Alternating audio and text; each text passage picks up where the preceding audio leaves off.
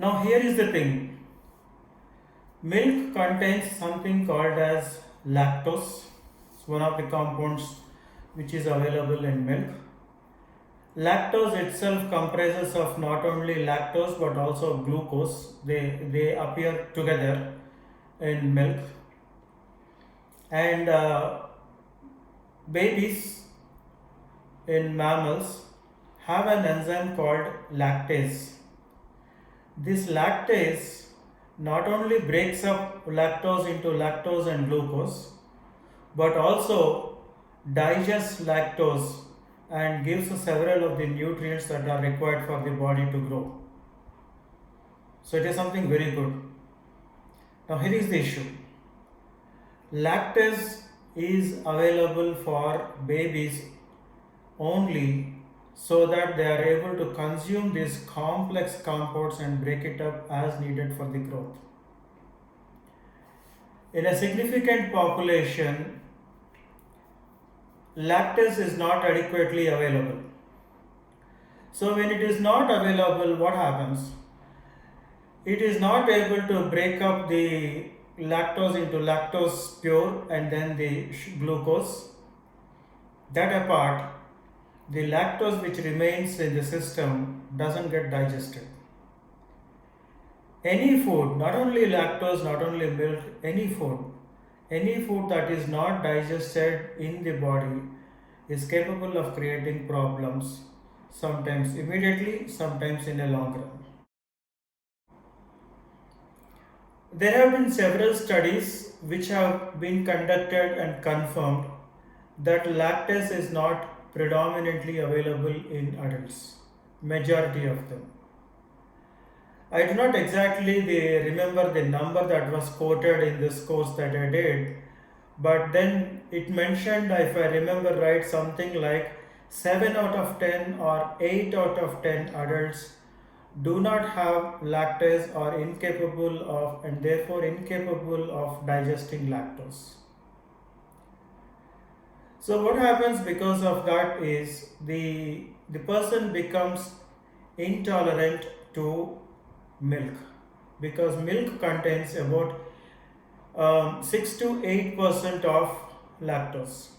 So therefore, if you are not able to digest the lactose, that means there is food that is in your stomach that is not getting properly utilized. Any food, like I said, that cannot be properly digested can result into problems. What are these problems?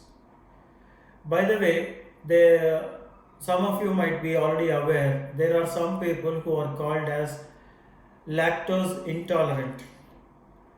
These are adults, it could be children also, but these are adults who cannot take milk and be normal. They have severe digestive problems. For example, diarrhea, which is there in some people quite frequently, and there is also something called as irritable syndrome of the bowel. These people also have these issues because they are not able to digest milk. So not only that, not all of these people will have symptoms to show that they are intolerant to milk. You and I may be consuming milk in different forms. You don't think that you are not digesting the milk. So I don't think so either. So it is natural for me to think that I can have milk and it doesn't trouble me. Whether it helps me or not, at least it doesn't trouble me. That's the understanding that many of us will have. Now the challenge is, how do you know whether the milk that is getting into your body is being digested or not? Take the example of you eating an orange or you eating watermelon. By mistake, you might have swallowed some seeds. Are you sure that these seeds are digested in your body? Most likely not, right? Many of you are aware.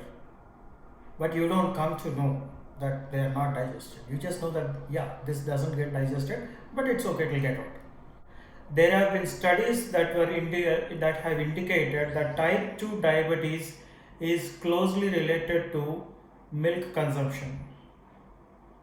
So there are some doctors, some professions that I am aware who actually strongly recommend that you just stop consuming milk in any form. That's it, your diabetes will go away.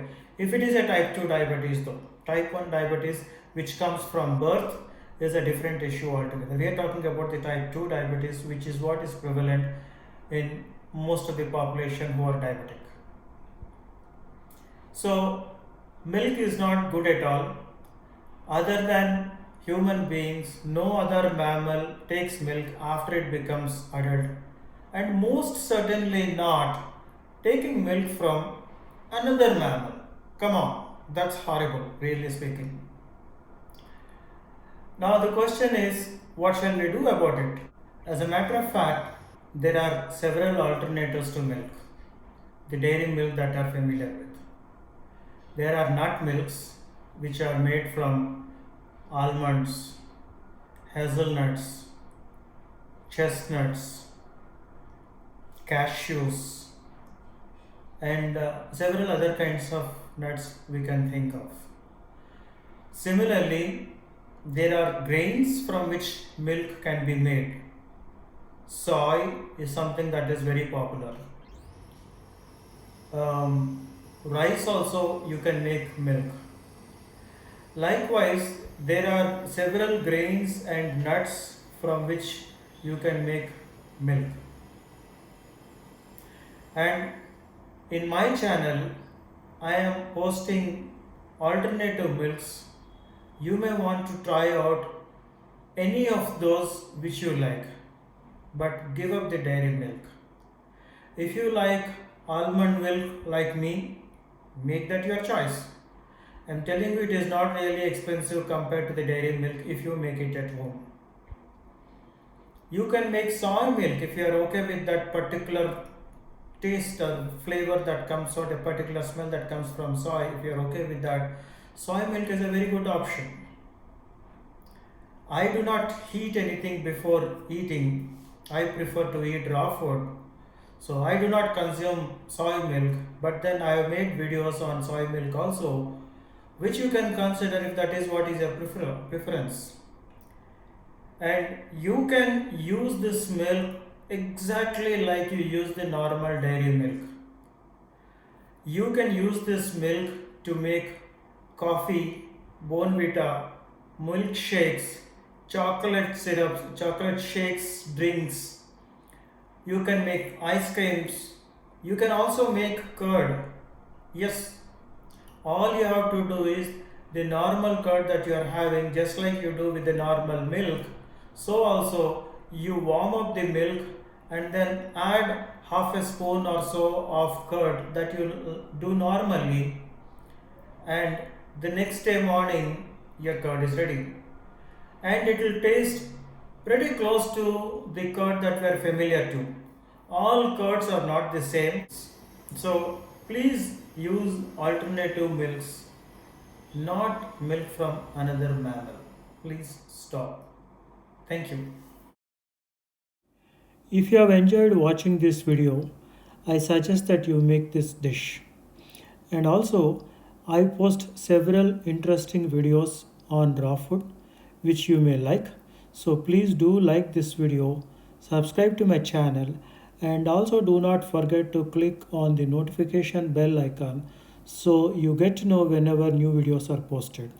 Thanks for watching and thanks for your time.